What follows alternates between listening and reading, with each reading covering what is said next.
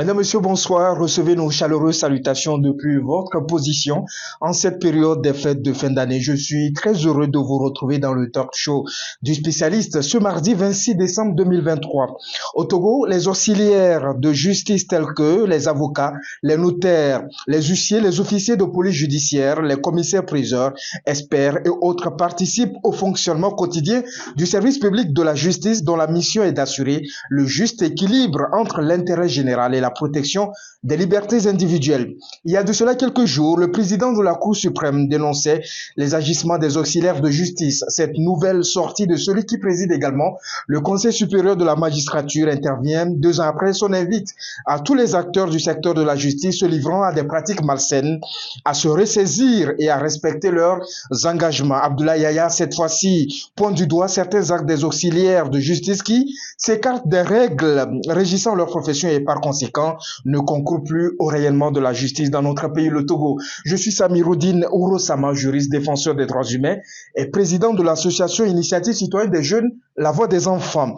L'exercice auquel nous nous adonnons aujourd'hui dans le talk show du spécialiste tourne autour du thème, ces pratiques des auxiliaires de justice qui violent les règles d'éthique de la justice. Quelle piste de solution? Mesdames, Messieurs, vous n'êtes pas sans savoir que depuis quelques années déjà, l'exécutif togolais, sous le leadership du président de la République Faure Gnassingbé, ne ménage aucun effort pour essayer de moderniser notre justice. Donc, quand on parle de la modernisation, on sous-entend également l'amélioration donc des infrastructures donc qui abritent donc les différentes juridictions. On parle également du renforcement donc de capacités avec la mise en place d'une institution spécialisée en termes de formation des magistrats et tous les acteurs qui participent donc au rayonnement de notre justice.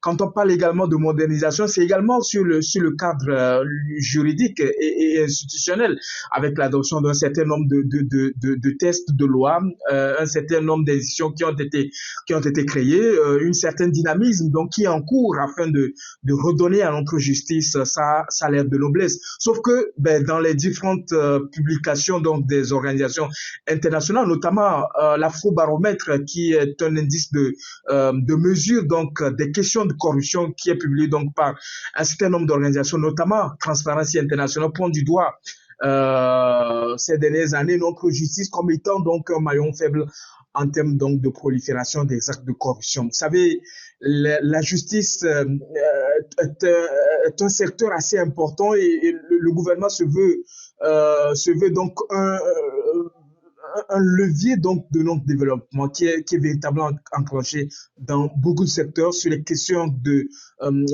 donc d'amélioration des infrastructures routières, sur les questions d'industrialisation de notre pays, sur les questions de modernisation de l'administration publique, mais également sur les questions donc comment l'appelle-t-on, sur les questions de digitalisation d'un certain nombre de services.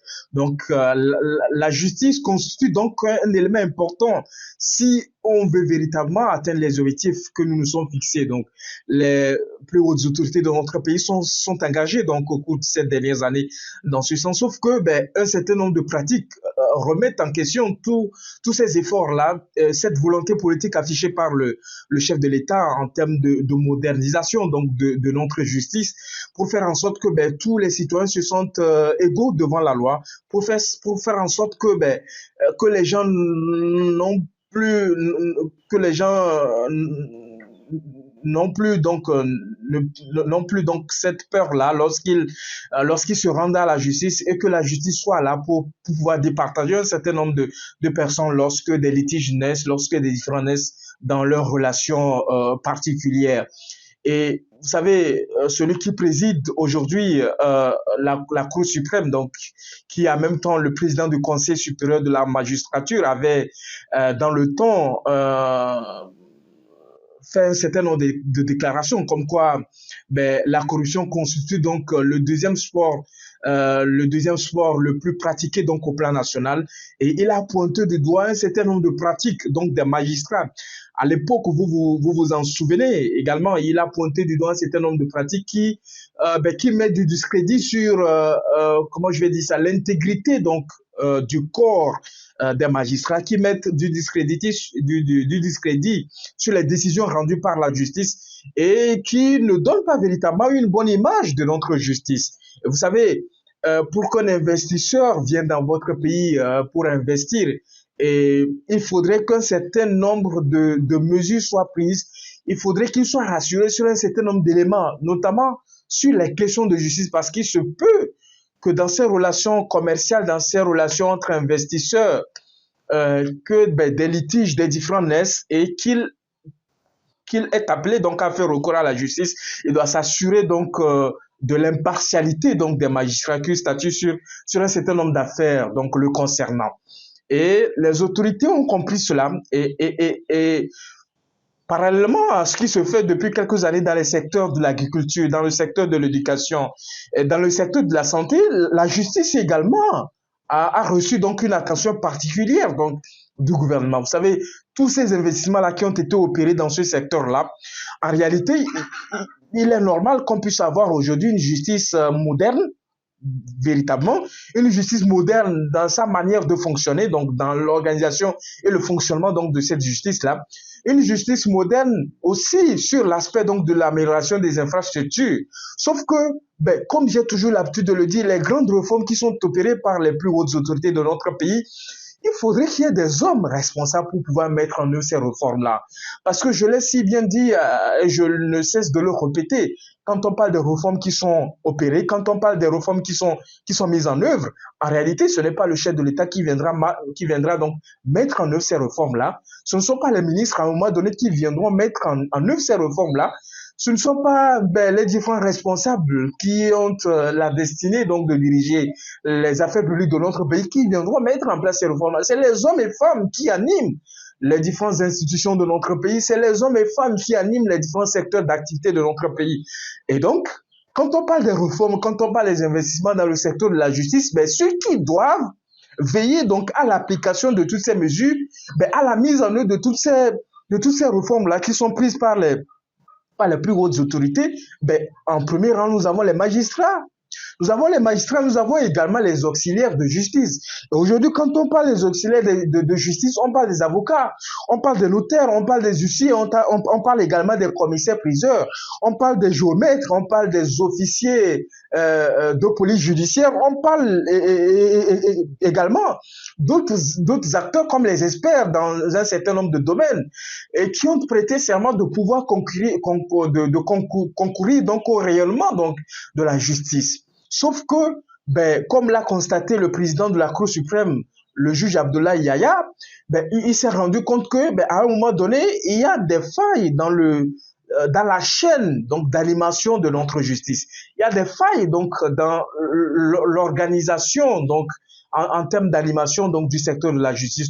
Il a pointé du doigt un certain nombre d'acteurs. Donc il a véritablement comment l'appelle-t-on, doigté du doigt un certain nombre d'acteurs, notamment les avocats, nous avons également les notaires, nous avons les huissiers, nous avons les commissaires-priseurs, nous avons les géomètres, nous avons les officiers de police judiciaire et autres experts. Il s'est rendu compte que certains donc de ces acteurs-là, de ces différentes professions judiciaires-là, donc qu'on peut qualifier donc des auxiliaires de justice, certaines de leurs pratiques portent donc du discrédit sur le rayonnement de la justice, sur le rôle que devrait jouer donc la justice, qui est donc d'assurer donc un juste équilibre entre l'intérêt général et les intérêts particuliers. Donc et toutes ces personnes-là qui à un moment donné font recours donc à leurs différents services-là, se retrouvent dans des situations un peu compliquées.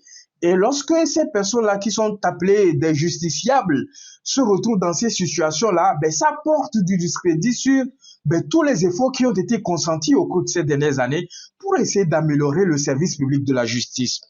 Et dans ce talk show du spécialiste, nous avons voulu revenir sur non seulement les rôles ou le rôle que devrait jouer chacun de ces acteurs-là, qu'on qualifie d'auxiliaires de justice, mais également relever un peu les différentes pratiques malsaines, les différentes pratiques qui mettent, comment l'appelle-t-on, qui mettent en mal donc leur mission première et qui violent les règles déontologiques régissant donc les différentes professions là qu'on peut qualifier donc des auxiliaires de justice. Ben, aujourd'hui, nous avons un peu partout dans la ville de Lomé et également à l'intérieur du pays des, comment l'appelle-t-on, des bureaux des avocats. Nous avons des avocats qui sont installés un peu partout sur toute l'étendue du territoire national. Parce qu'en réalité, ce sont des professionnels du droit. Ce sont des gens qui maîtrisent un peu les procédures judiciaires, qui ont la pratique, donc si on peut le dire, la pratique du droit. Ce sont des praticiens donc du droit et qui sont censés maîtriser un certain nombre de rouages concernant donc le fonctionnement de la justice, concernant un certain nombre de lois et de textes qui réglementent un certain nombre de secteurs, concernant donc les différentes procédures à entreprendre lorsqu'on se retrouve dans une situation quelconque. Donc, il est de bon ton que lorsqu'on se retrouve dans une situation où on a besoin de recourir à un conseil, à un avocat, qu'on puisse recourir donc à ces études donc des avocats qui sont installés un peu partout sur toute l'étendue du territoire donc national. Ah, donc, en réalité, un avocat, puisque c'est un professionnel du droit, c'est quelqu'un qui a la maîtrise donc du droit, qui a donc la maîtrise des différentes procédures judiciaires, il joue d'abord un rôle de conseil. C'est-à-dire qu'il apporte une assistance juridique à celui qui se retrouve dans une situation qui le met en conflit avec la loi. Donc, en réalité, soit il a été lésé dans ses droits, soit, à un moment donné, quelqu'un a piétiné sur un certain nombre de ses droits ou de ses, comment l'appelle-t-on, de ses prérogatives. Parce qu'à un moment donné, la personne se retrouve dans une relation quelconque, ça peut être des relations commerciales, des relations d'affaires, des relations, comment l'appelle-t-on, d'emploi. Il se fait que la personne se sent lésée dans ses droits, ou la personne se retrouve dans une situation où il se rend compte qu'en réalité, il a des problèmes avec telle personne ou telle autre. Donc, en réalité, il fait quoi? Il recourt donc au service donc d'un avocat. Donc, il doit bénéficier d'une assistance juridique donc de l'avocat qui doit lui dire véritablement, lorsque tu te retrouves dans cette situation, voilà ce que nous devons faire pour pouvoir te faire sortir de cette situation. Lorsque tu te retrouves dans cette situation, voilà les implications en matière de droit qui doivent s'appliquer véritablement. Donc, c'est l'avocat qui doit donner les informations nécessaires, puisqu'en réalité, c'est lui le professionnel du droit, c'est lui qui est le praticien du droit. Mais celui qui vient, qui constitue un justiciable, il peut être un naïf véritablement en termes de connaissances juridiques. Il peut être, comment je vais dire ça, un citoyen lambda qui ne maîtrise rien donc des procédures judiciaires. Donc, en réalité, qu'est-ce qu'il fait? Il doit pouvoir recourir à ce service-là et l'avocat doit pouvoir lui fournir ces informations-là en contrepartie d'une rémunération, bien sûr. Ou il se retrouve dans une situation où soit il a un contrat avec une personne, avec une entreprise, avec, je sais pas, il est dans une relation contractuelle avec X ou Y, mais il se rend compte qu'en réalité, les dispositions qui ont été prévues ne vont pas à son avantage ou en réalité, les dispositions qui ont été prévues dans le cas des relations contractuelles qui lui avec X ou Y ont été violées à un moment donné. Donc, il a besoin d'un conseil, il a besoin donc des services donc d'un avocat pour pouvoir s'en sortir dans cette situation. Donc, celui qui maîtrise le droit lui dira qu'en réalité, puisque moi je suis un professionnel du droit, je suis un praticien, puisque je maîtrise les procédures qu'on doit pouvoir enclencher selon qu'on se retrouve dans telle ou telle situation, voilà ce que je te conseille, voilà ce que je te propose. Donc, il lui offre donc ce service-là. L'autre rôle que l'avocat peut jouer, c'est le rôle de représentation. Donc, il doit représenter son client devant les juridictions. Et c'est ce que la plupart des avocats font dans plusieurs domaines. Ça peut être dans le domaine commercial, dans le domaine familial, donc matrimonial. Ça peut être, c'est pas dans le domaine où la personne se retrouve en conflit avec la loi, ou soit il a violé un certain nombre de règles, donc il se retrouve en conflit, ou il se retrouve dans un différend avec peut-être l'État, avec une entreprise, avec un particulier, avec tout ce que vous connaissez. Donc, en cela, il est appelé à comparaître devant le juge, par exemple. Donc, il a besoin d'être assisté dans cette situation-là. Donc, il fait recours également à un avocat pour pouvoir bénéficier donc de ces services, donc de représentativité, puisqu'en réalité, lui, puisqu'il est un citoyen lambda qui n'a pas véritablement toute la connaissance en matière de droit, il n'a pas donc la maîtrise des différentes procédures, il a besoin de celui mais qui s'y connaît véritablement, qui de mieux que l'avocat pour le représenter. Vous savez, au Togo, nous avons mis en place un certain nombre de tests de loi, nous avons mis en place, par exemple, c'est pas une loi qui institue ce qu'on appelle l'aide juridictionnelle.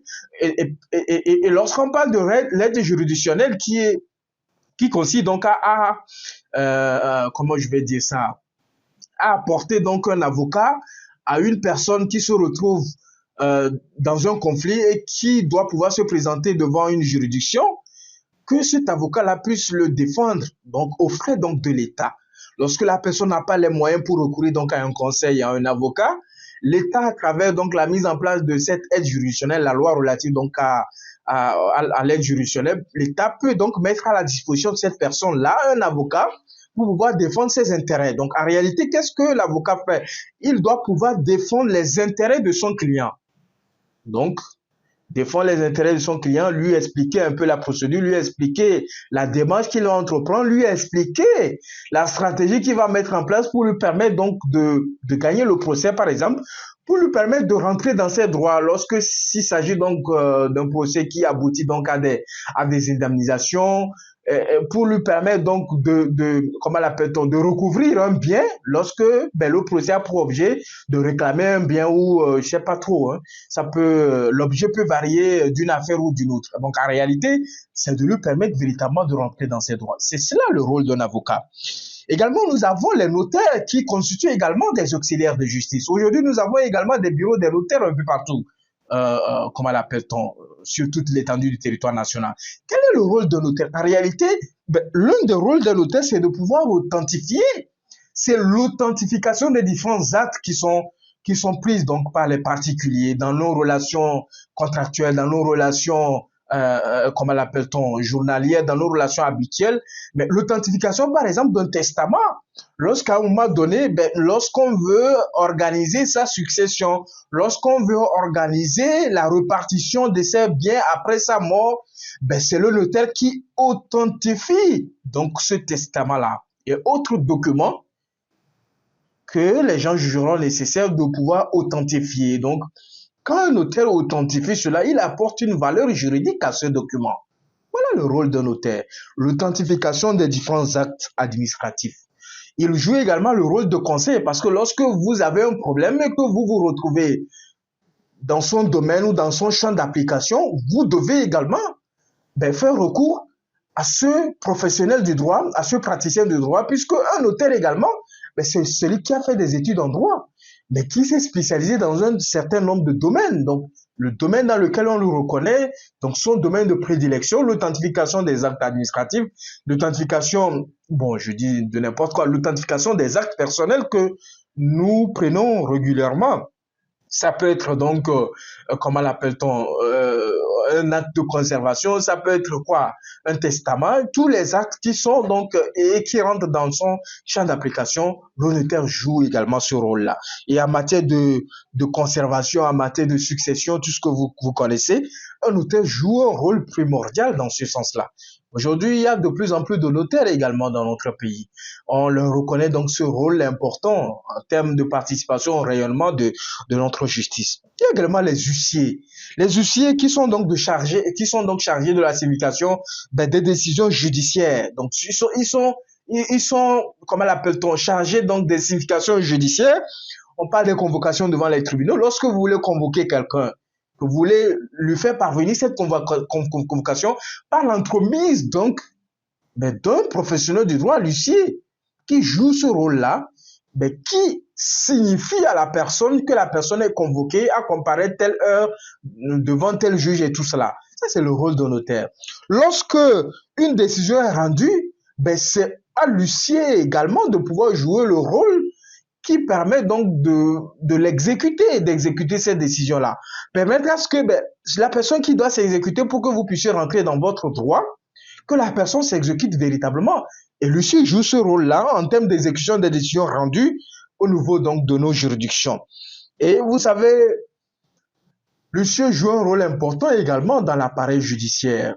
donc au niveau de nos juridictions, au niveau de nos tribunaux, il joue un rôle de ce qu'on peut appeler le service intérieur des tribunaux lors de l'audience. Donc l'huissier joue un rôle dans le processus qui vise donc à rendre une décision dans les différents jugements qui sont rendus dans nos tribunaux. Ben, l'huissier joue un rôle important parce qu'il participe donc dans cette partie qu'on peut qualifier donc de service intérieur des tribunaux lors de l'audience. Il participe également à procéder à la demande des justiciables à des missions de conciliation dans le cadre des opérations de recouvrement des créances ou de contestation matérielle. Lorsque vous devez à quelqu'un, lorsque vous avez des créances à recouvrir chez une personne, chez une société et tout ce que vous connaissez, l'huissier également joue un rôle important dans ce sens-là.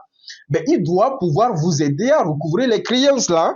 Il doit vous aider donc à constater matériellement. C'est-à-dire que lorsque, par exemple, la justice rend une décision d'expulsion d'un immeuble, d'une habitation quelconque, c'est à l'huissier de pouvoir veiller à l'exécution de cette décision. Donc, il doit pouvoir vous signifier cela et veiller à ce que il peut se faire assister par les forces de l'ordre, veillant à ce que vous puissiez dégager donc du lieu suite donc à la décision qui a été rendue donc par le tribunal. Nous avons également les commissaires-priseurs. Qu'est-ce qu'on appelle les commissaires-priseurs? Ce sont ces personnes-là qui ont la charge donc d'accomplir les mesures conservatoires dans le cadre d'une succession et organiser les ventes aux enchères publiques. Aujourd'hui, nous avons ce qu'on appelle, et vous savez, l'auteur organise souvent cela, les ventes aux enchères. Nous avons beaucoup d'entreprises également qui organisent cela, des ventes aux enchères. C'est le commissaire-priseur en réalité qui organise donc cette opération. C'est lui qui doit veiller de fond en comble si toutes les conditions sont réunies pour que une vente en enchères puisse se tenir véritablement. Il appartient donc au commissaire-priseur de pouvoir jouer son rôle là. C'est vrai que dans l'environnement judiciaire de notre pays, on les compte au bout du doigt, mais en réalité, ils sont là, ils sont considérés également comme des auxiliaires de justice. Nous avons également les géomètres. Les géomètres là que vous voyez, donc, qui sont donc chargés de dresser les plans et les documents topographiques qui délimitent les propriétés foncières. Donc, c'est eux qui sont chargés d'élaborer les plans. C'est eux qui sont chargés de vous assister à obtenir, par exemple, de vous permettre à obtenir l'avis donc de l'Office togolais de recettes lorsque vous avez pris l'initiative de, comment l'appelle-t-on, de vous faire établir le plan de votre terrain. Est-ce que vous comprenez un peu? C'est eux qui font ce qu'on appelle le lotissement des terrains également. Je ne sais pas si vous voyez. C'est ça le rôle d'un géomètre. C'est aussi un auxiliaire de justice. C'est aussi un auxiliaire de justice parce qu'aujourd'hui, quand vous prenez notre justice, il y a plein d'affaires concernant les litiges terriens. Il y a plein d'affaires qui portent sur les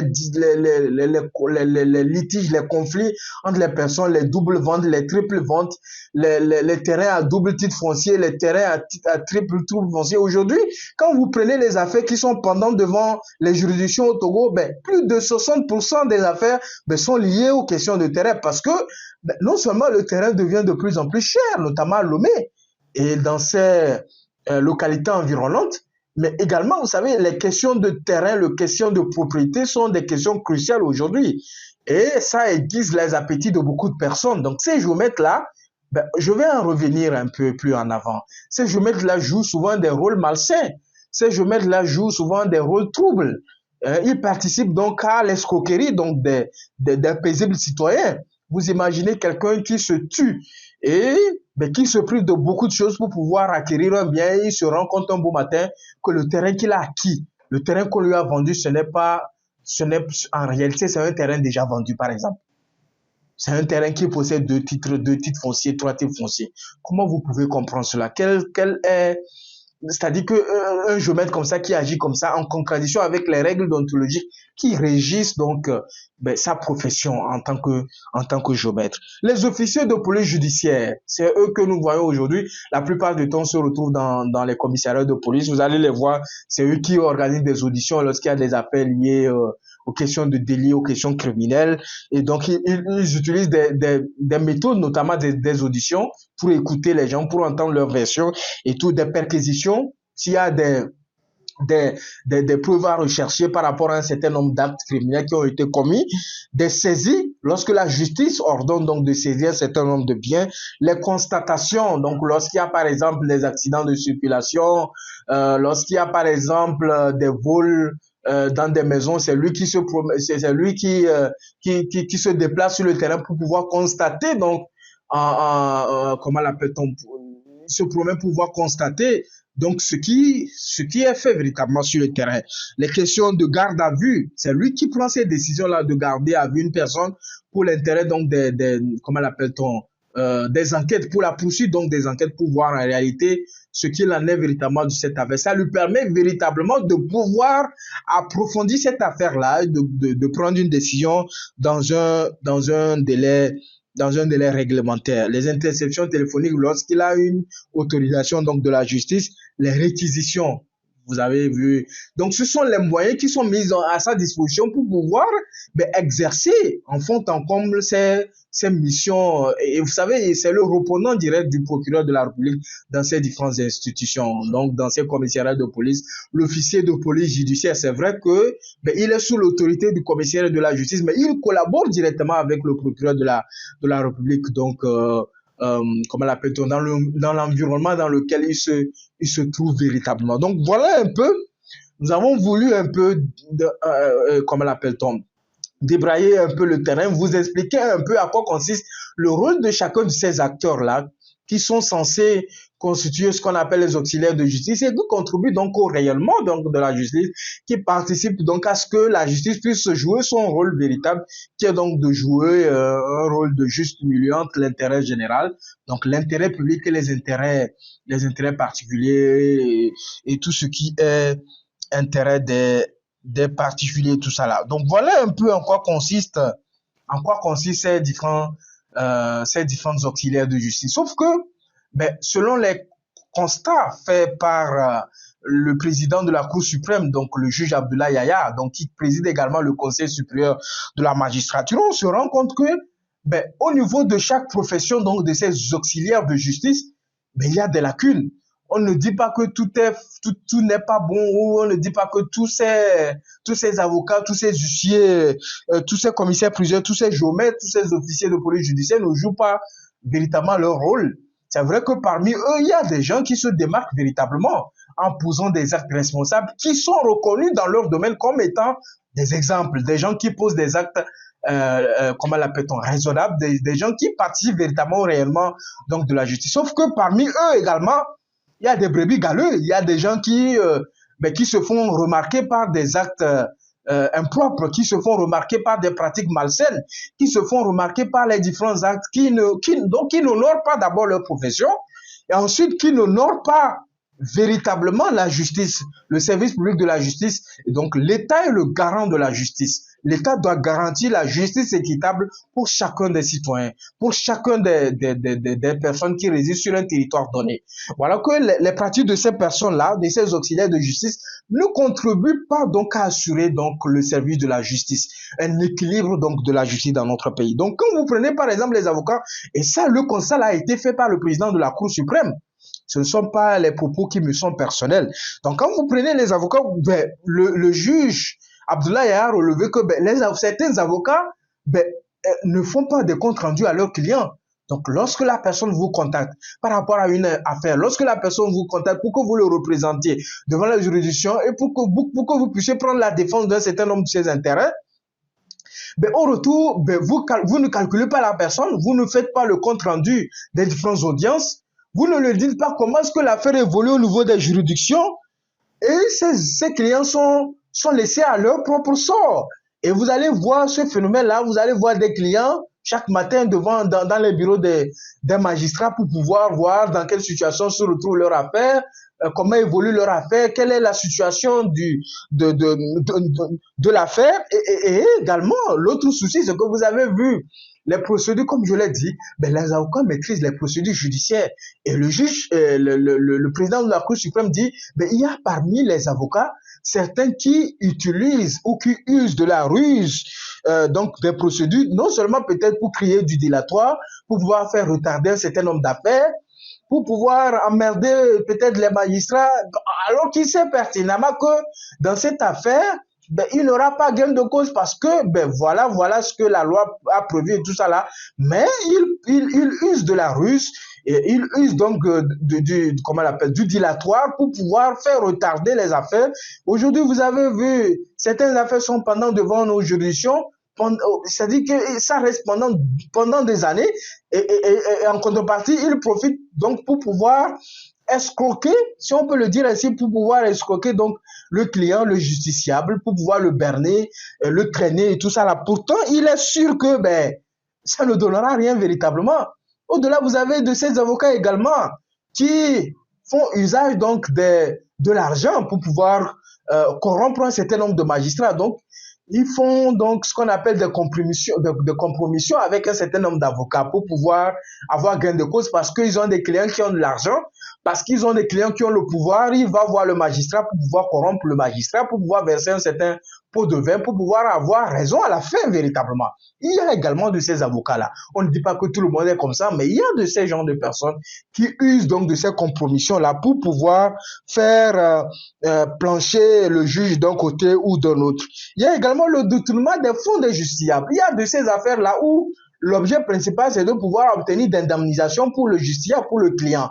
Il se fait que, ben, il y a des magistrats, à un moment donné, lorsqu'ils voient que ben, le client a eu gain de cause, au lieu de pouvoir rendre compte fidèlement au client, de pouvoir lui verser les indemnités qui lui ont été versées, ben, il y a de ces avocats-là qui ben, font preuve de détournement des fonds véritablement, qui en réalité doivent être versés donc à leurs clients. Donc, ils sont destinés donc aux clients à l'issue donc des procès. Il en est ainsi, par exemple, lorsque ben, un avocat se dit que ben, le justiciable ne maîtrise rien de la justice, donc il essaie, comment l'appelle-t-on, comment l'appelle-t-on, il essaie de le tourner un peu en rond, il le tourne en rond. Pendant ce temps, l'indemnisation a été accordée, une décision de justice a été rendue dans ce sens, mais le monsieur, parce qu'il a un but du gain facile, parce qu'il a un but donc comment l'appelle-t-on, de pouvoir disposer de l'argent qui ne l'appartient pas, il fait croire donc au justiciable que voilà la situation qui se présente, et donc ben, il va pouvoir prendre l'argent qui est décidé donc, à ce justiciable. Il y a également les notaires qui sont également pointés du doigt par le juge Abdoulaye Yahya en matière beaucoup plus de succession. Parce que vous avez vu, lorsque ben, un avocat est désigné en matière de succession, il fait tout, il met en œuvre toutes les démarches pour faire durer la procédure. Donc, vous avez des successions qui sont ouvertes depuis des années, qui n'arrivent jamais à la fin, qui ne sont jamais liquidées. Et ça, là, ça permet donc aux avocats, aux notaires, par exemple, de pouvoir bénéficier de cela. Et dans certains cas même, ben, il y a certains notaires qui se substituent aux héritiers. Il se met à la place de l'héritier, il en dispose donc des biens qui devraient revenir en principe aux héritiers. Voilà des pratiques que nous constatons un peu dans le corps donc des notaires et qui sont censés donc jouer un rôle important dans ce sens-là. Nous avons également les huissiers. Les huissiers, vous savez, comme je l'ai dit, c'est les significations donc judiciaires.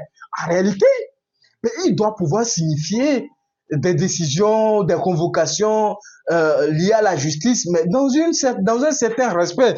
Et vous avez de ces, comment l'appelle-t-on, de ces huissiers-là qui usent d'un certain nombre de pouvoirs et ça donne à des dérives dans l'accomplissement de leurs actes. Donc vous avez, non seulement ils se donnent ce vilain plaisir-là de confectionner des faux actes de signification, mais il y en a. Le juge l'a révélé, si le président de la Cour suprême l'a relevé, ce que ça existe. Et il en a pris connaissance également tout au long de sa carrière. Comme on le dit, c'est un magistrat chevronné. Et les citoyens peuvent être, comment l'appelle-t-on, comment je vais dire ça, les citoyens peuvent témoigner véritablement. Au moins, certaines personnes se sont rendues compte d'un certain nombre de pratiques malsaines de ces huissiers-là. Donc, soit c'est la confection des faux actes de signification, soit c'est le vandalisme ou la destruction donc des bâtiments. Vous imaginez quelqu'un qui reçoit, à l'issue donc d'une décision de justice de pouvoir, procéder à l'expulsion, juste et simple, hein, l'expulsion des occupants d'un domaine donné. Lui, qu'est-ce qu'il fait? Au lieu de pouvoir procéder à l'expulsion pure et simple donc des occupants de ce domaine-là, ben, il use de la force, ben, soit il bénéficie donc de l'appui des forces de l'ordre, ça aussi c'est un autre problème, soit il bénéficie de ce qu'on appelle le phénomène des gros bras. pour pouvoir venir casser véritablement. Or, l'objet de la décision qui a été rendue par la justice ne consiste pas donc à casser donc le bien, ne consiste pas donc à détruire, à vandaliser, comment l'appelle-t-on, le domaine et tout cela. Malheureusement, c'est ce à quoi nous assistons véritablement dans le corps donc des huissiers. Nous avons les commissaires priseurs également. Ils sont pointés du doigt.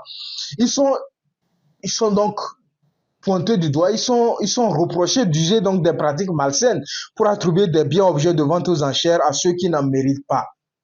Vous avez vu, les commissaires priseurs sont censés organiser de bout en bout les ventes aux enchères.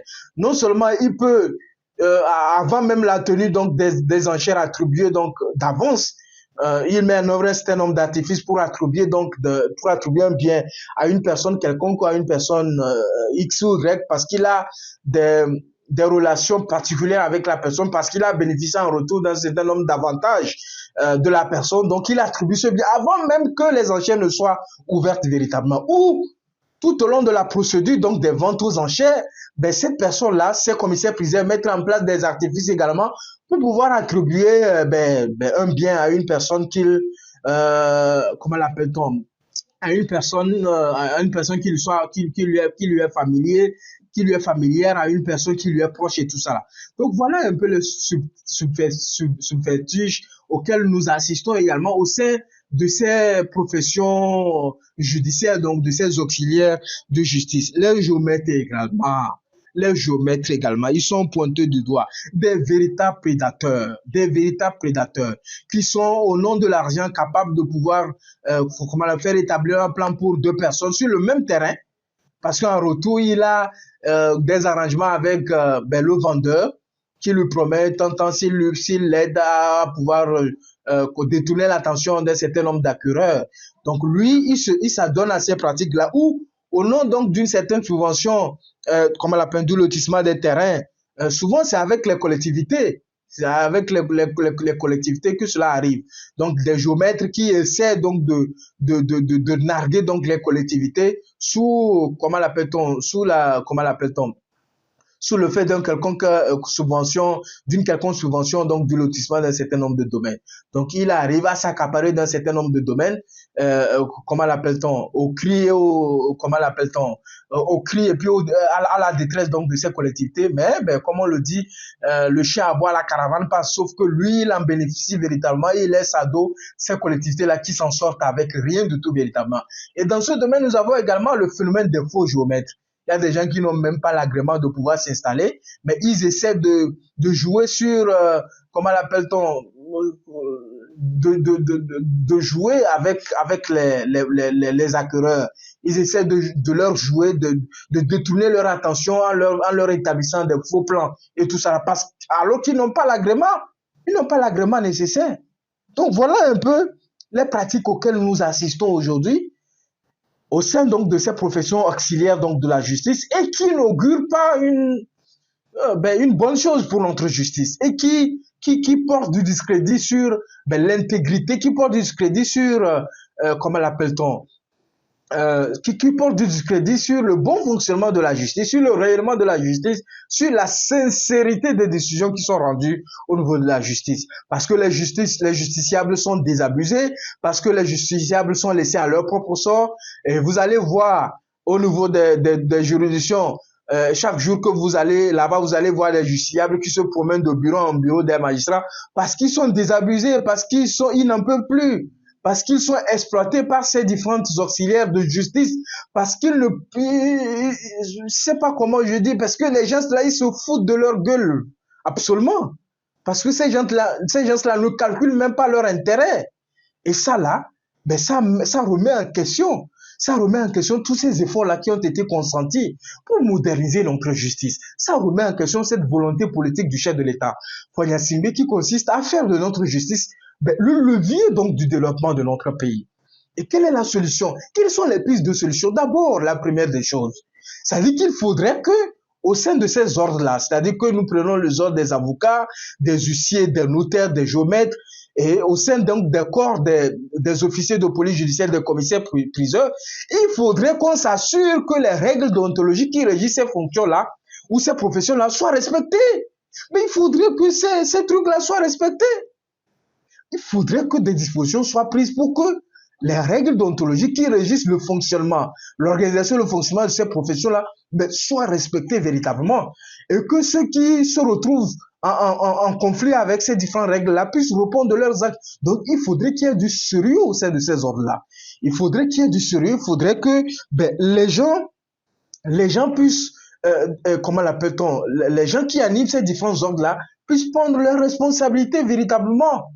Parce que, comme je l'ai dit, les efforts du gouvernement dans la modernisation de l'appareil judiciaire n'est plus à démontrer véritablement. Nous ne sommes plus à démontrer. Il y a eu tellement d'investissements dans le secteur de la justice dans notre pays. Mais pourquoi est-ce que ça ne marche pas? Parce que les hommes et les femmes qui sont censés animer cette justice-là, parce que les hommes et les femmes qui sont censés mettre en œuvre ces réformes-là, ne jouent pas pleinement leur rôle, notamment les auxiliaires de justice. Il faut assainir ces différents ordres-là. Il faut assainir ça, ces différentes professions judiciaires. Il faut assainir ces auxiliaires de justice, les corps de ces auxiliaires de justice. Il faut assainir véritablement. Il faut que l'État joue un rôle primordial et que l'État ait un œil regardant dans ce sens-là. Il faut que l'État veille à ce que les règles qui régissent ces ordres-là, les règles d'ontologie, que les gens respectent les règles qui se sont données véritablement. C'est plus simple que ça. Il faudrait également qu'il y ait un contrôle de l'État dans ce sens-là. Il faudrait que ces ordres-là ne soient pas laissés à leur propre compte. Il faut qu'il y ait un œil de l'État. Il faut que l'État accroisse. Donc, il faut que l'État renforce donc le contrôle des pratiques qui sont opérées au sein de ces professions-là, au sein de ces auxiliaires de justice. C'est à ce titre-là que nous arriverons à améliorer tous ces manquements qui ont été observés par le magistrat et juge, par le juge Abdoulaye Yahya, le président de la Cour suprême.